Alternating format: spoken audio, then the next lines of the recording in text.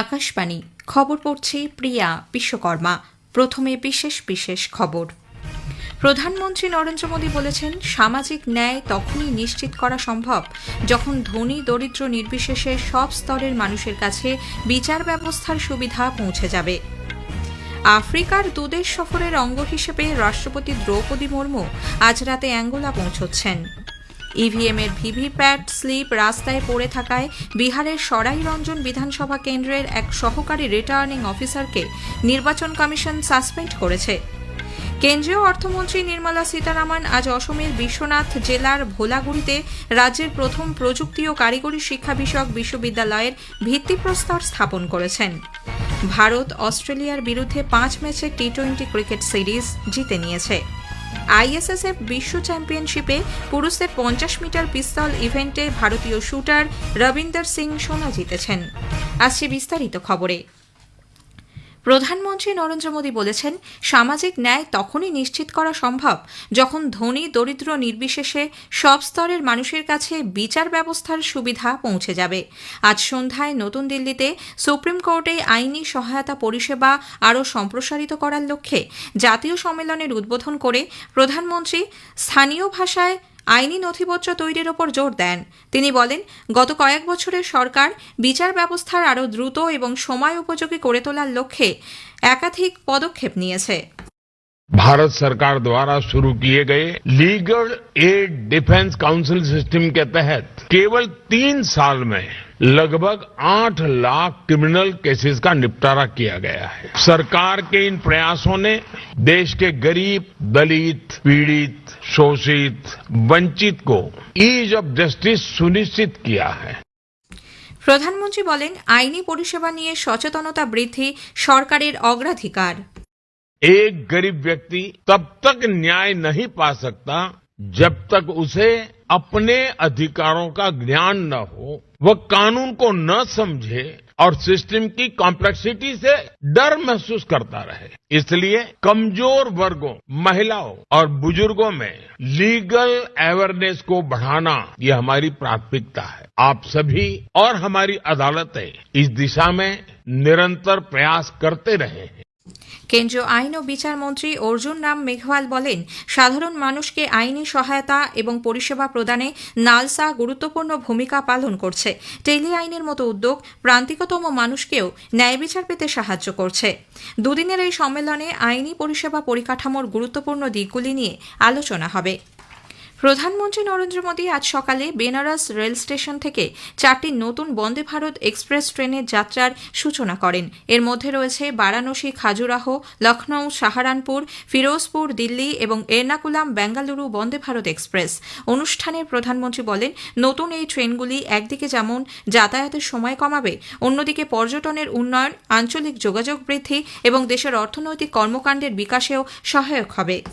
आज वंदे भारत, नमो भारत और अमृत भारत जैसी ट्रेनें भारतीय रेलवे की अगली पीढ़ी की नींव तैयार कर रही है। ये भारतीय रेलवे को ट्रांसफॉर्म करने का एक पूरा अभियान है। वंदे भारत भारतीयों की, भारतीयों द्वारा, भारतीयों के लिए बनाई हुई ट्रेन है, जिस पर हर भारतीय को गर्व है।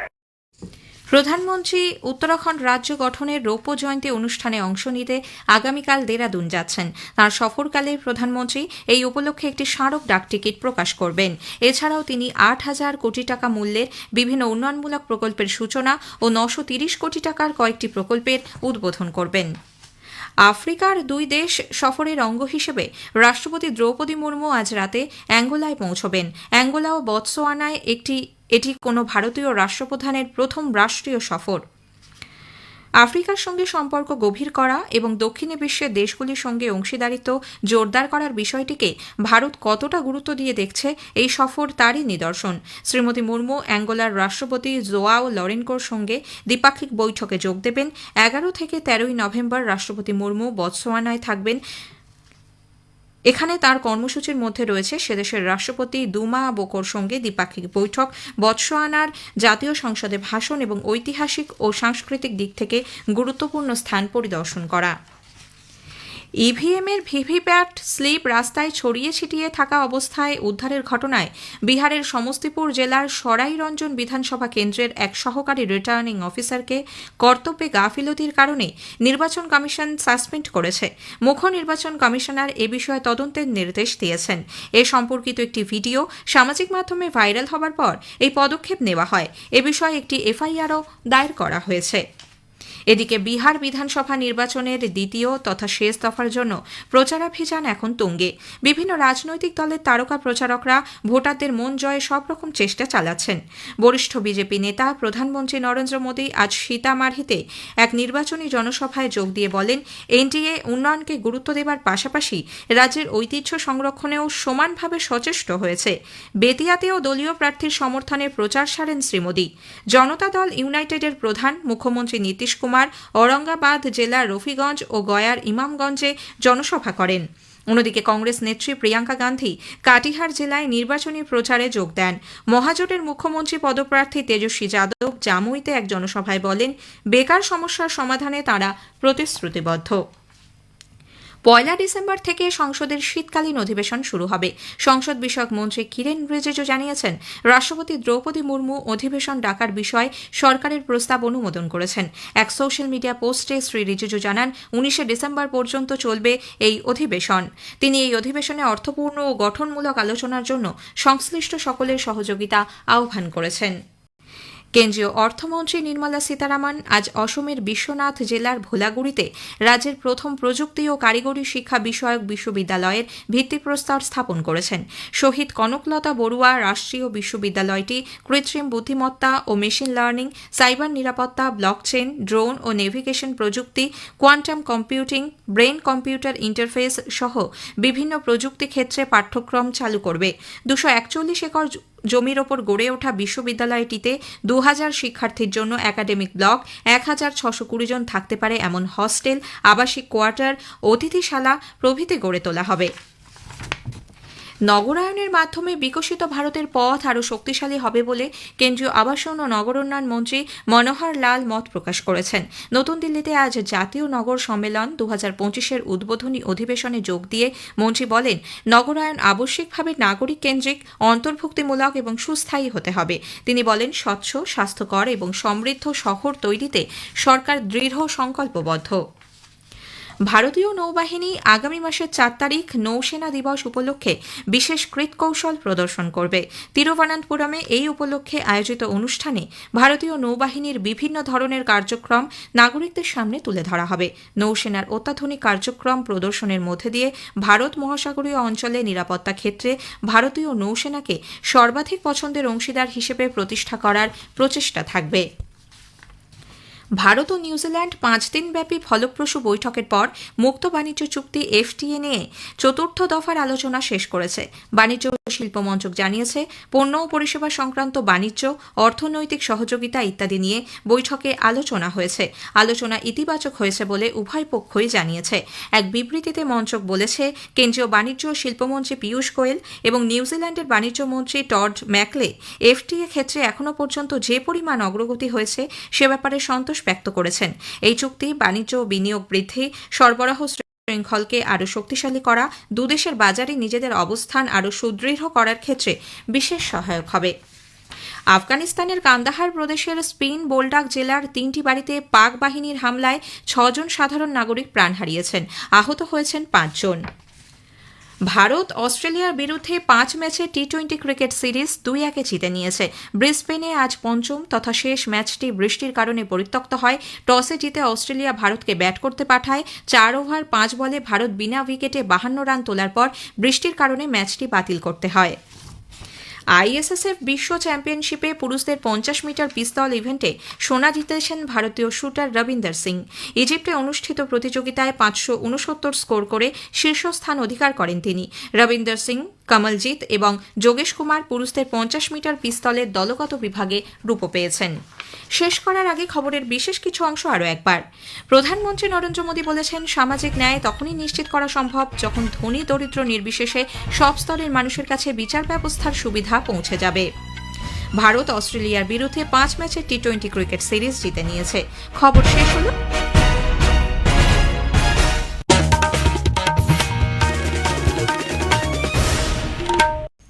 আকাশবাণী কলকাতা, স্থানীয় সংবাদ পড়ছি সুদীপ বসু। প্রথমে বিশেষ বিশেষ খবর।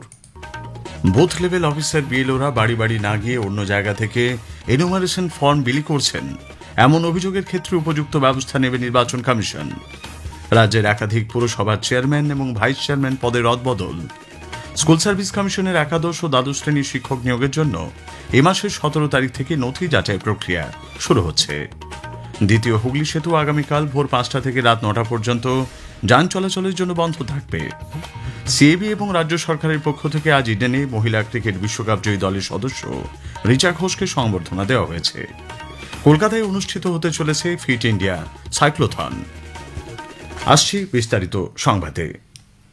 বুথ লেভেল অফিসার বিএলওরা ইনুমারেশন ফর্ম বাড়ি বাড়ি না গিয়ে অন্য জায়গা থেকে বিলি করছেন, এমন অভিযোগের ক্ষেত্রে উপযুক্ত ব্যবস্থা নেবে নির্বাচন কমিশন। বিএলওদের কাজকর্মের উপর নজরদারির জন্য জেলা স্তরে কন্ট্রোল রুম তৈরি করতে বলা হয়েছে। প্রতি 10টি বুথের জন্য একজন করে বিএলও সুপারভাইজার নিয়োগের নির্দেশ দিয়েছে নির্বাচন কমিশন। কোনো বিএলও ঠিকমতো দায়িত্ব পালন না করলে তার বিরুদ্ধে শাস্তিমূলক ব্যবস্থা নেওয়া হতে পারে বলে জানানো হয়েছে। এখনো পর্যন্ত 8 জন বিএলওকে শোকজ করেছে কমিশন। বিএলও সংক্রান্ত কোনো অভিযোগ থাকলে একটি হেল্পলাইন নম্বরও চালু হয়েছে। এটি হল 033-2231-0850। আবার বলছি 033-2231-0850। সম্প্রতি বিধি মেনে বিএলওরা যাতে শুধুমাত্র ভোটারদের বাড়ি গিয়েই ফর্ম বিলি করেন তা নিশ্চিত করতে প্রত্যেক জেলার নির্বাচনী আধিকারিক তথা জেলা শাসকদের নির্দেশ দেওয়া হয়েছে।